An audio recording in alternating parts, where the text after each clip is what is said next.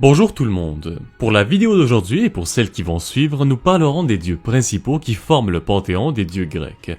Nous allons commencer par le roi de l'Olympe et souverain du ciel, Zeus.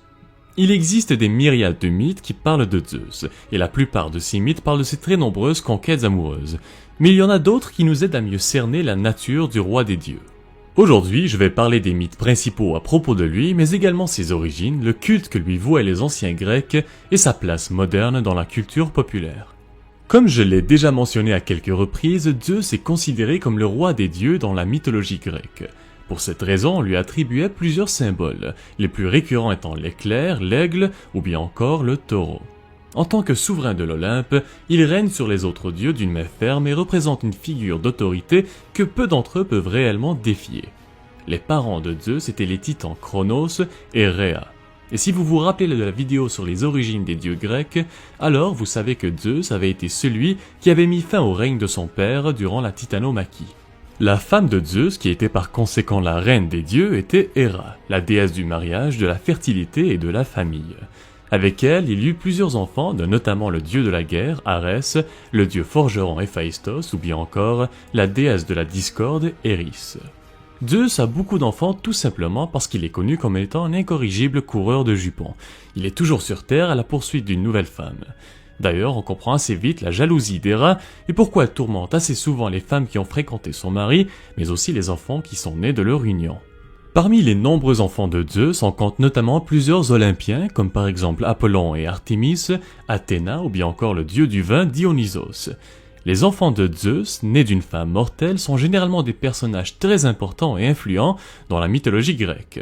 Parmi eux, il y a par exemple le roi de Crète, Minos, Hélène de Troie ou bien encore Héraclès. Les mythes dans lesquels figure le roi des dieux sont également très nombreux, et la grande majorité de ces mythes sont à propos des aventures de Zeus avec ses multiples conquêtes amoureuses. Mais il y en a bien évidemment d'autres qui démontrent un aspect différent de la personnalité du dieu du ciel. Je ne pourrais évidemment pas parler de tous les mythes qui ont rapport avec Zeus dans une seule vidéo, mais il y en a 2 ou 3 qui valent la peine d'être mentionnés aujourd'hui. J'en avais parlé brièvement dans la vidéo sur l'histoire et l'origine des loups-garous, mais le mythe de Zeus et Lycaon fait partie des plus connus de la mythologie grecque. Dans les traditions de la Grèce antique, il était très important d'offrir ce qu'on avait de mieux lorsqu'on recevait des invités chez soi. Lorsque cette règle n'était pas respectée, on risquait alors d'attirer le malheur sur la maison. Lycaon, le roi d'Arcadie, était connu pour assassiner les visiteurs qu'il recevait chez lui lorsqu'il dormait afin de les cuisiner et de les manger. Et vous vous en doutez bien, mais c'est pas nécessairement ce qu'on pourrait appeler un bon accueil.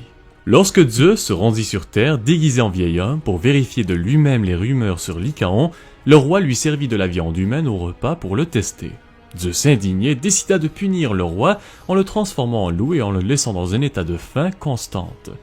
Pour plusieurs, Lycaon est perçu comme étant le premier cas de lycanthropie dans l'histoire. Un autre mythe assez connu est celui du vol du feu par le titan Prométhée. La victoire de Zeus lors de la titanomachie a cimenté son rôle en tant que roi des dieux, mais il faut se rappeler que ce n'étaient pas tous les titans qui s'étaient opposés à lui. Prométhée ainsi que la titanide Thémis étaient du côté des Olympiens lors de l'affrontement final, et c'est pour cette raison que Prométhée n'avait pas été puni par Zeus à la suite de cette confrontation. Prométhée est un titan très intelligent et de nature rebelle. Il est connu principalement pour sa vivacité d'esprit et sa sagesse. D'ailleurs, son nom signifie littéralement prévoyant. Il est à l'origine de la création des premiers êtres humains sur Terre, et c'est lui qui vient au secours de l'humanité en leur faisant cadeau du feu qui venait du mont Olympe. Pour le punir d'avoir volé le feu sacré des dieux et de l'avoir défié, Zeus fait enchaîner le titan au sommet d'une montagne, où un aigle gigantesque venait à chaque jour dévorer le foie de Prométhée.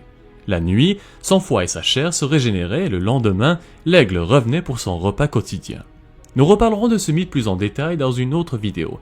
La raison pourquoi j'en parle aujourd'hui, c'est pour démontrer le caractère sévère et sans pitié de Zeus lorsqu'on désobéissait à ses ordres. Contrairement à la plupart des divinités grecques, Zeus est unique dans le sens que le culte qui lui était dédié était panhellénique, c'est-à-dire qu'il était reconnu à travers toute la Grèce et que tout le peuple grec reconnaissait l'importance et la grandeur du roi des dieux. C'est pour cette raison qu'il était vénéré à travers toute la Grèce et que plusieurs temples et sanctuaires lui étaient dédiés. La plupart des endroits réservés au culte de Zeus étaient situés en sommet de collines ou de montagnes. C'est là que les offrandes et les sacrifices étaient faits au nom du dieu. Parmi les sites les plus populaires reliés au culte de Zeus, on compte notamment le temple de Zeus à Olympie, qui abritait autrefois une statue de Zeus faisant plus de 12 mètres de haut. Cette statue, une œuvre du sculpteur athénien Phidias, donnait l'impression à ceux qui visitaient le temple que Zeus lui-même était parmi eux sur terre et qu'il régnait du haut de son trône. Un autre endroit dédié au dieu du ciel était le Lycaïon, une montagne en Arcadie qui, selon les légendes, aurait été l'endroit où Zeus était né. Aujourd'hui, Zeus occupe une place très importante dans la culture populaire moderne. Généralement, lorsqu'on pense à la mythologie grecque, le nom de Zeus nous vient très vite à l'esprit. Dans le cinéma, il apparaît dans plusieurs films, comme notamment Le Choc des Titans, Les Immortels, La Colère des Titans ou bien encore dans la légende d'Hercule. Mais il est également présent dans la littérature, la musique et même dans les jeux vidéo, notamment dans le très célèbre God of War ou encore dans le MOBA Smite. Ceci conclut donc la vidéo d'aujourd'hui sur Zeus. Si vous l'avez apprécié, vous pouvez laisser un commentaire et vous abonner à la chaîne si ce n'est pas déjà fait. Ça aide toujours. Merci encore à tous ceux et celles qui suivent la chaîne et on se retrouve très bientôt pour la prochaine vidéo.